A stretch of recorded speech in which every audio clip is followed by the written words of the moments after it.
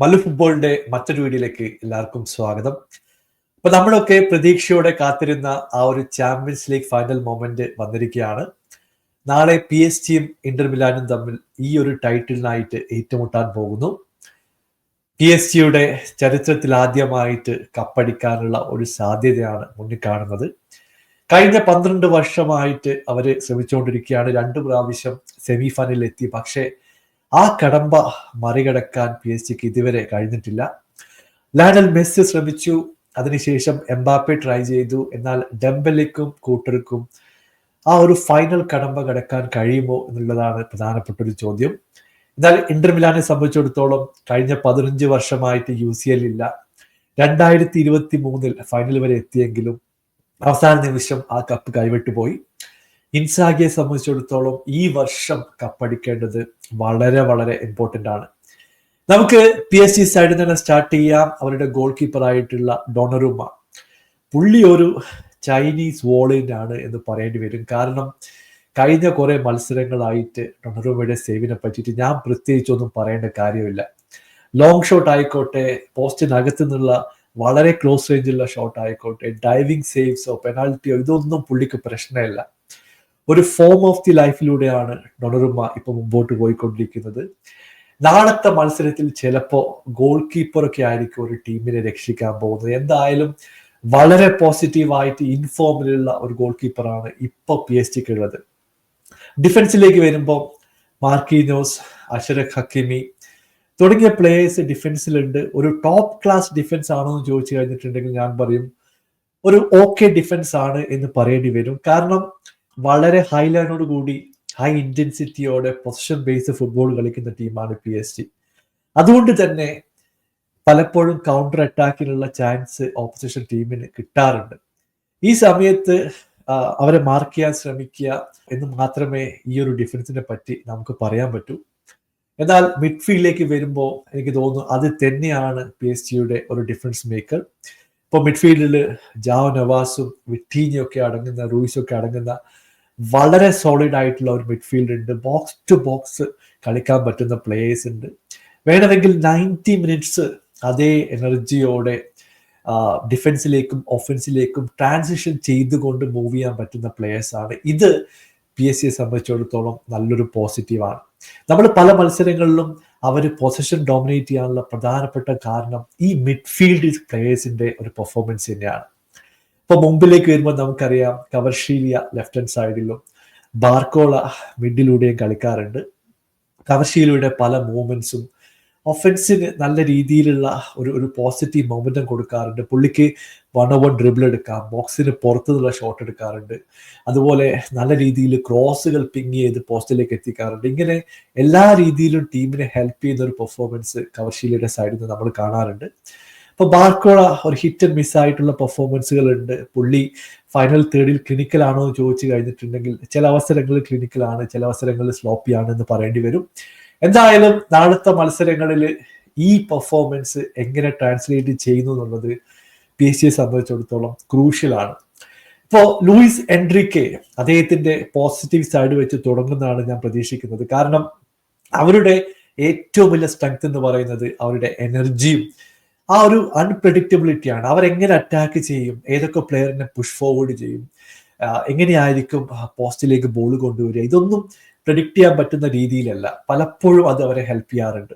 ഇപ്പൊ ഹൈ ലൈനിൽ high ഇന്റൻസിറ്റിയോടെ PSG attack ചെയ്യാൻ തുടങ്ങിക്കഴിഞ്ഞാൽ ഇന്ററിന്റെ ഡിഫൻസിനെ ബ്രേക്ക് ചെയ്തുകൊണ്ട് കൂടുതൽ ചാൻസുകൾ ക്രിയേറ്റ് ചെയ്യാൻ പറ്റുമെന്നാണ് ഞാൻ പ്രതീക്ഷിക്കുന്നത്.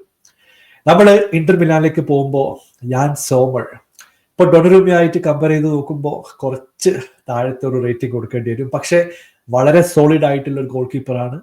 ഇപ്പോൾ ഷോട്ട് സ്റ്റോപ്പർ ആയാലും പുള്ളിയുടെ റിഫ്ലക്സ് ആയാലും ഒപ്പത്തിനൊപ്പമാണ് എന്ന് തന്നെ പറയേണ്ടി വരും. എന്നാൽ ഇന്റർ മിലാന്റെ ഡിഫൻസ് അത് തന്നെയാണ് ഒരു ഡിഫറൻസ് മേക്കർ.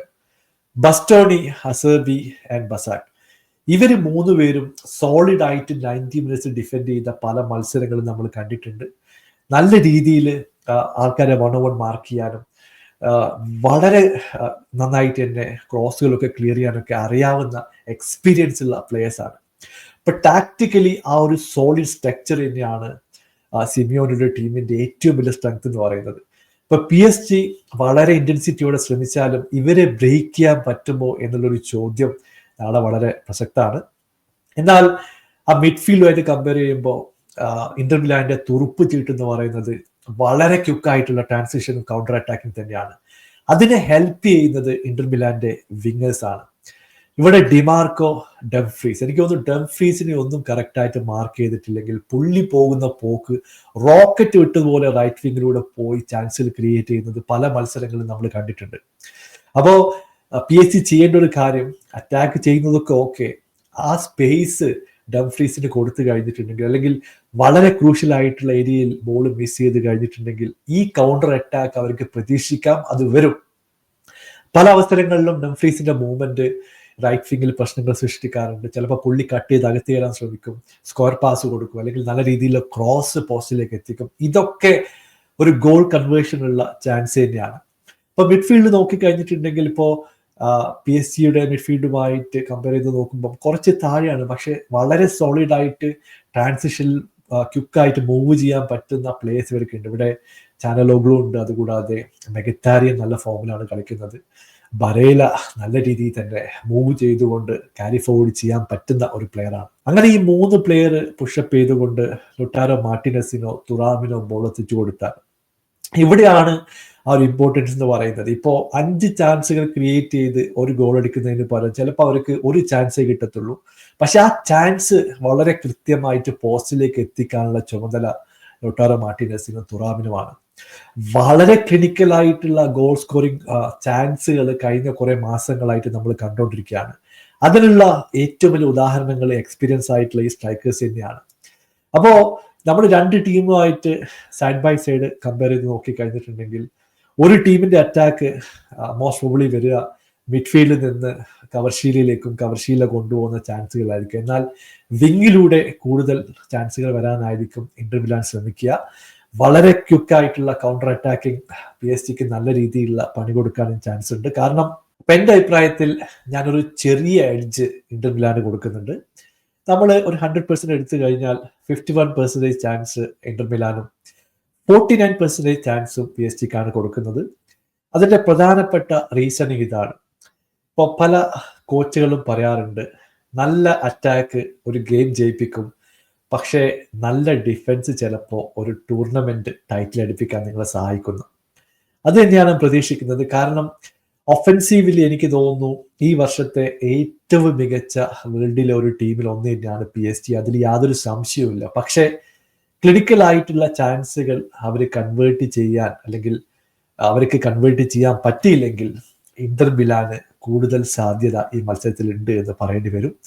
കാരണം ഡിഫെൻസീവ്ലി പിടിച്ചു നിന്നുകൊണ്ട് കിട്ടുന്ന 2-3 ചാൻസുകൾ സോളിഡ് ആയിട്ട് കൗണ്ടർ ചെയ്ത് അത് കൺവേർട്ട് ചെയ്യാൻ വേണ്ടി ഇന്റർ ശ്രമിക്കാറുണ്ട്. അവർ പല ടീമിനെതിരെ ഇത് ചെയ്ത് കാണിച്ച് തന്നിട്ടുണ്ട്. അത് തന്നെയായിരിക്കും നാളെ നടക്കാൻ പോകുന്നത് എന്നാണ് എൻ്റെ ഒരു അനുമാനം. എന്തായാലും നിങ്ങളുടെ അഭിപ്രായം അറിയിക്കുക. പുതിയൊരു വീഡിയോ ആയി വീണ്ടും കാണാം. Thank you so much for watching. Bye for now.